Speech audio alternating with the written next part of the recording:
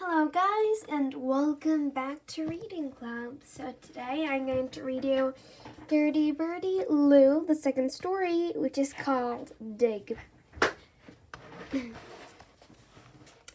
Chapter 1.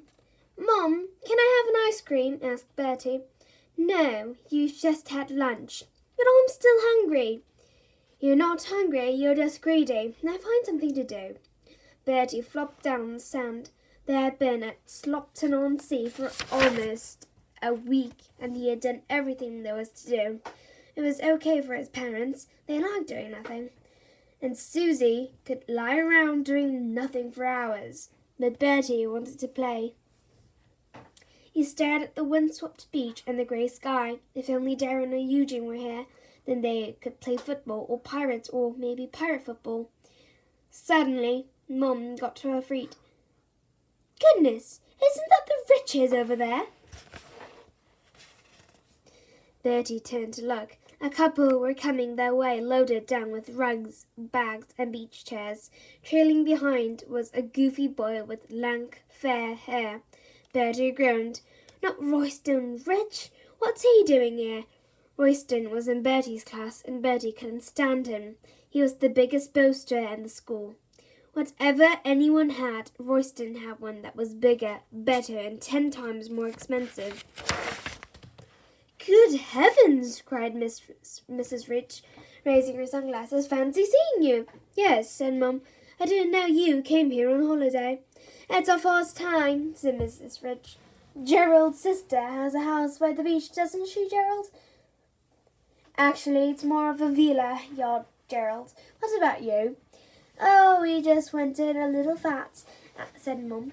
Actually, it's more of an apartment, said Dad quickly. And here's Bertie, squawked Mrs. Rich. Isn't that super, Royston? You'll have a little playmate.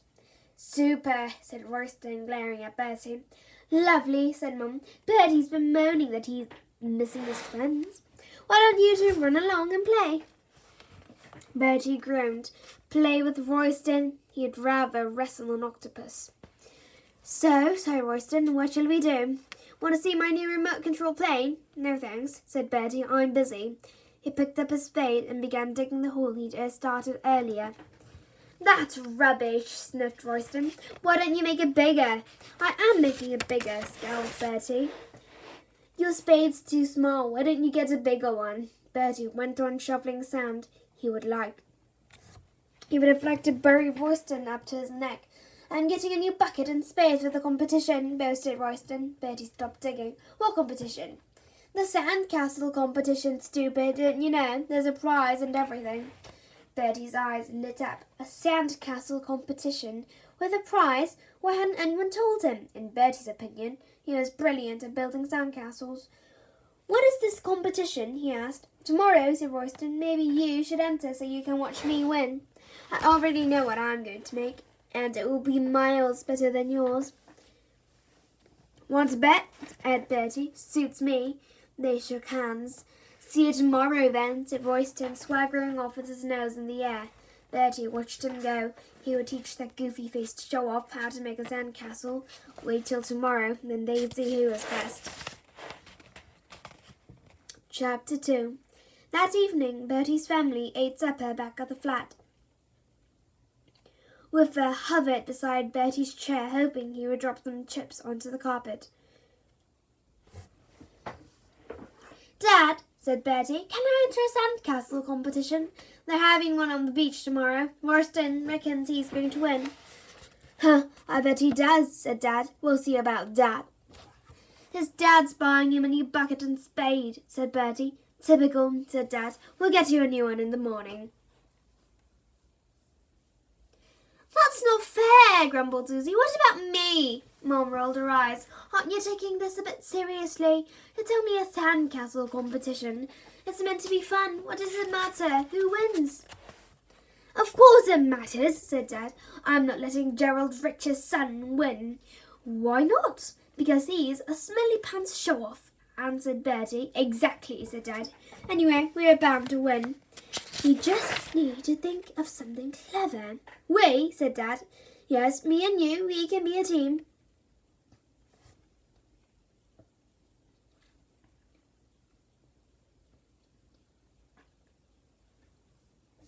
Bertie's mouth fell open. But it's a children's competition.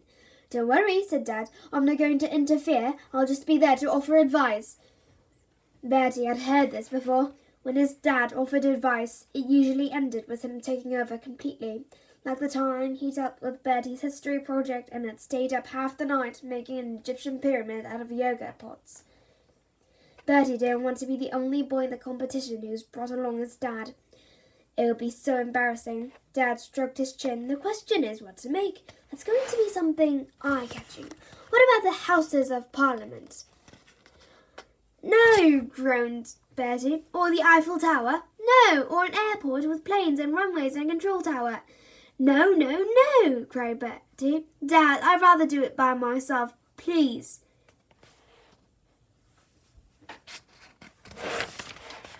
Mom patted Dad on the arm. Maybe Bertie's right. You come shopping with me and Susie. Okay, sighed Dad. I'm only trying to help you win. It's not the winning that counts, said Mom. It's the taking part. Bertie said nothing. Anyone could take part. He wanted to win.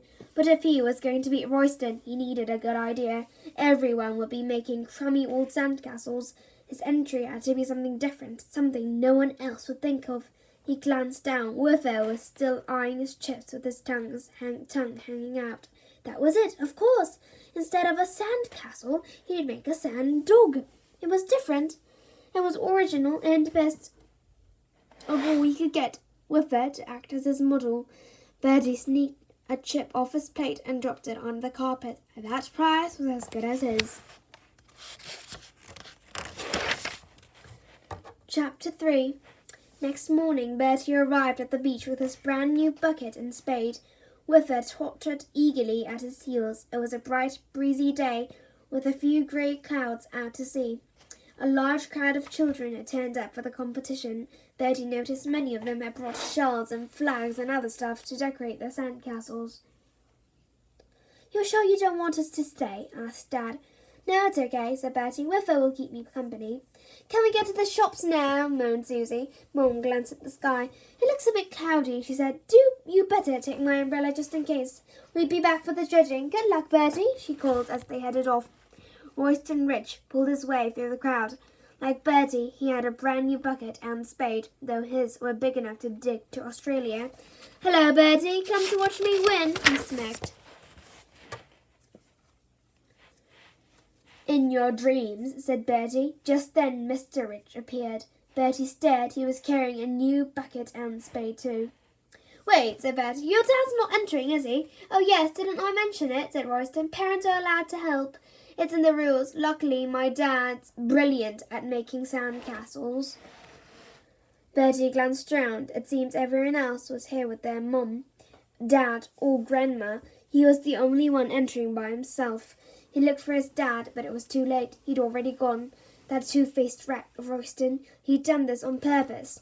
A large square of sand had been roped off for the competition. A woman wearing huge baggy shorts stood on a box to address everyone. She had a whistle round her neck and a clipboard in her hand. Bertie thought she looked like Miss Boots' ugly sister. You have 1 hour to complete your sandcastles, she barked.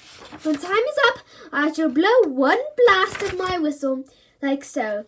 Beep! That means put down your buckets and spades immediately. I will come round with the other judges to inspect your work. Any questions? Splendid, then on my whistle. Begin. Beep! Everyone began digging furiously. Parents too were relying on the sand, while their children stood by looking baffled. Royston and his dad were digging like slaves and had already produced a mountain of sand. Bertie, meanwhile, was trying to get Whiffer to pose. Sit, boy, sit, he ordered, but Whiffer was too excited to sit. There was nothing he liked better than digging. Sit, yelled Bertie. He wrestled Whiffer, spotted him to the ground and began to dig. Whiffer barked joyfully and bounded over to help. He kicked up showers of sand in all directions. Bertie sighed. So much for using Whiffer as a model. He'd just have to work from memory. He set to work as Whiffer ran back and forth, leaving a trail of paw prints over a dozen sandcastles. Bertie pretended it wasn't his dog. 40 minutes later, he stopped to wipe the sweat from his face. Building sandcastles were hard work. The grey clouds had drifted closer. The woman in baggy shorts passed by. "Ah," she said, "that is, well, what is it?" "It's my dog," said Bertie. She was obviously blind as a bat. "Really? Good heavens! Is there something wrong with him?" "No," said Bertie, glancing round for Whiffer. He caught sight of him halfway up the beach, chasing a flock of seagulls. "Never mind, keep at it," barked Baggy Shorts. "You've only got 5 more minutes." She marched off, checking her watch and glancing at the dark sky. Bertie took a step back to inspect his work. Even he had to admit it hadn't turned out quite as well as he hoped. His sand dog looked more like a melting snowman. One lumpy blob stood on top of a bigger lumpy blob. The top one could have been a head, but it was hard to tell. The nose was squashed, one eye had fallen off, and the paws stuck out like a pair of mud pies.